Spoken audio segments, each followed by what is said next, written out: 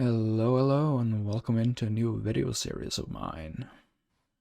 I have dubbed this, or named this, Tiger vs Minecraft. Now, you might be asking questions why the versus, not like a Let's Play, or Survival World, or any other usual naming of a video series. Well, it's mostly because of why I'm making this to begin with, and also a little bit of what it's going to be about and everything like that. I'll get back to that a little bit later. I'll talk a little bit why I'm making all of this to begin with. And it's quite easy actually. I felt a little bit nostalgic. Wanted to go back to playing where it all started for me when it came to Minecraft, and for me that was beta 1.2. Of course, the footage you're seeing and where I'm starting the series off is in 1.3-01. That is a little bit because of what 01 or beta 1.3 gave, because that's the first update where we actually got beds in the game. And although sitting in the dark and waiting it for it to be day is kind of one of the nostalgic things from Minecraft in that sense, as a video series it's not really entertaining. So I figured I might as well start on the update that kind of threw me into the game a little bit more. And we kind of take it from there, I feel like, instead of, yes, I could have gone back to what actually started it, but I'm making it a little bit speedier process of it. Anyways, I'm getting back off track, or off the script here. I can never stick to a script anyway, so I don't even know why I wrote one, but here we are. You know, I was feeling a little bit nostalgic and wanted to go back, and it got me thinking a little bit. It'd be interesting to kind of play through the game in the way I grew up with the game.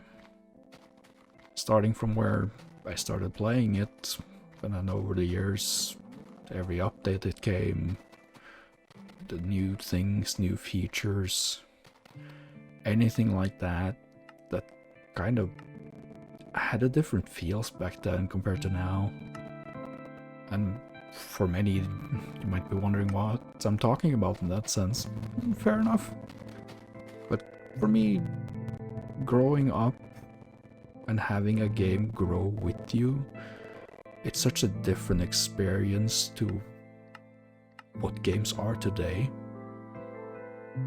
This is a game that it was bare bones when I first picked it up, and it's become such a large, I'd say indie game, but it's not really an indie game anymore either. But it started as an indie game that's grown completely out of proportion, and most games wouldn't even still be viable anymore. Yet this game finds a way to keep going.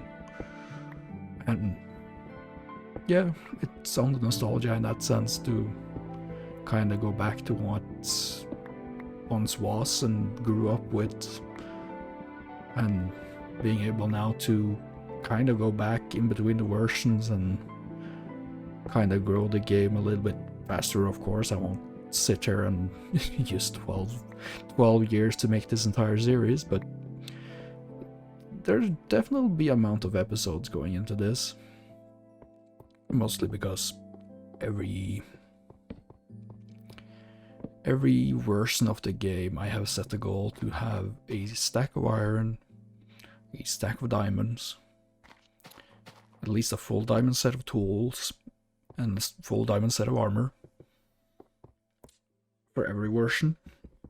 But then also, the farther into the versions we go, the more building blocks and more creative builds one can make, so there will be a lot bigger builds in that sense. But I kind of want to see how different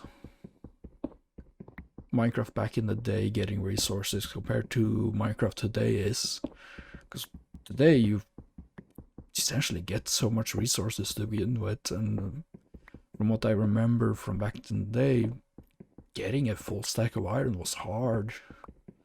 It wasn't easy finding a full stack of iron and being able to use that much of it. Like, I remember suddenly having like 4 stacks of iron. That was a lot back in the day. And diamonds wasn't that valuable. And again, diamonds isn't really that valuable in the current version of the game either, considering most of it is used for tools. I feel like that's all diamonds is worth in any version of the game. So that's kind of like having a lot of diamonds isn't necessary. Like iron, even gold has more uses in newer game than, or newer versions of the game than what diamond has. So diamonds haven't really been that much, but back in the day, finding diamonds was kind of exciting. Today, it's more, hey, I find diamonds, I can get them in the nether now. But you don't really need diamonds for that, because you could still make a nether portal in other ways. So it's kind of weird playing through this game again and going back. As you can see on the screen, I'm trying to stack the doors. You couldn't even stack the doors back in the day. The chests were fully sized. There's no shift click whenever you change inventories and all that. It's all drag and click and drop. It's all very clunky. So there's definitely a lot of benefits to the newer versions of this game, but there is still something special about going back to this and kind of starting fresh again, starting back to where the whole journey of Minecraft began. So it's gonna be a long series. I'm hoping I'm going to be able to stick through it. It's gonna be a lot of different topics talked about here. I'm again going to going to go through a little bit what has changed throughout the years in this game, talk a little bit about what used to be a part of this game that's been phased out or patched in certain ways, things that a lot of people enjoyed when they were discovered. A lot of things were discovered late before things changed, and I didn't get to enjoy much of it during like the versions they were in. But that's kind of the thing with Minecraft. You're allowed to go back. You're allowed the freedom of doing what you want. Though in the newer versions, I feel kind of lost what the game was about. The game were a lot more calm, I'd say, back in the day. But it was also something you could call sort of a horror game as well, because it was dark. You saw it a little bit earlier before I lit up the cave here. It was not a lot of light. You could not see much without having lights around you. Just the little torch there as well, removing that, it's dark just completely in the area. It's a completely different game back in the day with how you felt going cave diving without light. Today you barely even need torches to go cave diving. The only reason you have them is just to find your way back. It's what it feels like, at least. And also with the limited blocks, it's a whole different building style. And you see that, like, this is a very typical way to build from back in the day. Just kind of finding a cave, making it your home. You just use cobblestone. Using wood was not necessarily a scarcity of using, but it was more time consuming than to just use cobblestone, because you were mining a lot.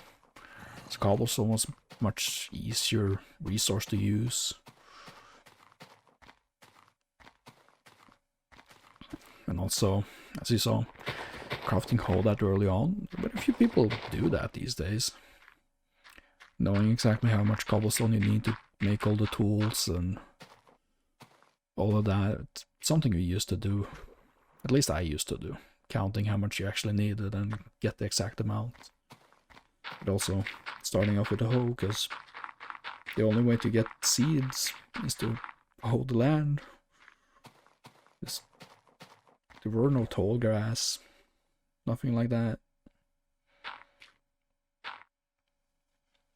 And that's kind of why this version was nice. It was bare bone, but it's kind of what brings Minecraft back for me. The bare boneness of it. Sky literally changing it in phases. Like you see, it visually gets darker. Frame by frame, essentially. And also food not stacking. You don't have a hunger bar. The only way to get health back is eating, and there's no sprinting. It's a lot slower paced game, but a little bit more, I don't know, it's hard to describe in that sense if you were to pass off this phase of Minecraft. And like today, you could smelt things in a furnace, leave it, and most of the things will stack. You don't really need to think about it before you come back. Here, like, I want to use coal for my food, I need to be sitting by the furnace. You can't do multiple things at once, it's one thing at a time, and it's kind of nice to just take it a little bit slower.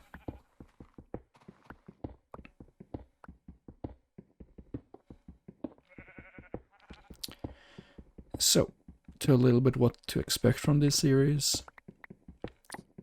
As I said, getting the resources I talked about, the stack of diamond, stack of iron, diamond tool set, diamond armor set. They're like the main goals. Of course the building style changing as well is kind of the plan. And essentially when I feel I have gotten a proper build from the time era, along with the tool set and resource set, it's essentially when I'm going to change version and we're starting from scratch again. So I'll be going through every single beta version, because essentially every beta version had a pretty big update. But then I will, when we get into the full release, which is right after beta 1.8, we will start going a little bit scarce on the updates just to save a little bit on time, and we don't need to restart that often. But also the buildings will be more complex, so definitely be a little bit more time in some of those eras. But at the same time, I will be measuring more how long it takes for each of the update to get the resources, the tools, the armor. That is what it's kinda the goal of this, is just to see like what is the speed back in the day of getting these things compared to today. And that's kind of where the versus comes in. It's more of a challenge I've been setting, but also a little bit to just take the game back and take you all on the journey growing up with this game if you didn't. Kind of give that experience and the way how I learned to love this game. And why I have stuck with this game for as long as it's been out in some way or another.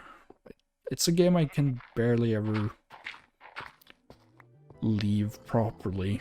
I will mostly always come back to it in some way or form. But in what in the future is gonna be hard to tell. But for now, this is what I'm gonna be starting off with. This has been episode 1.